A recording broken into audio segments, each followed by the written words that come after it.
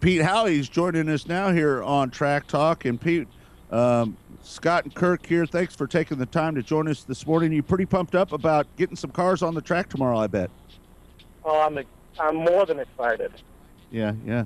Well, Pete, let's talk about, before we get into you a little bit about your background, let's talk about Kirk and I was just saying that there seems to be a little buzz in the air about Lakeside Speedway this year, maybe a little bit more than normal. And we think that a lot of people believe in Don and what he is as a driver, and people just kind of identify with Don.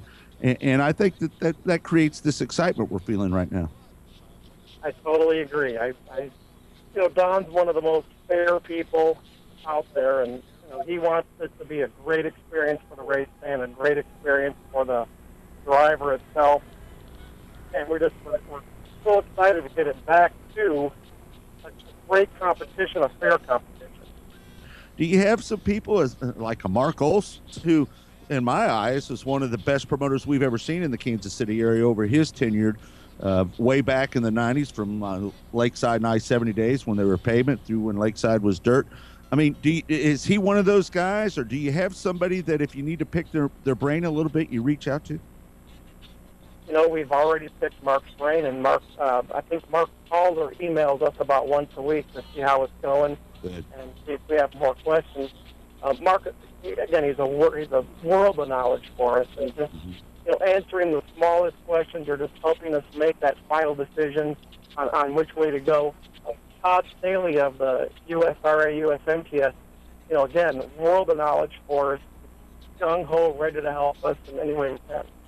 Pete, you know what? I haven't had a chance to meet you in person that I remember anyway, but per our conversation here on the show, it sounds like Lakeside's in good hands. Sounds like you've got your head around this thing and looking for great things in the future for Lakeside Speedway.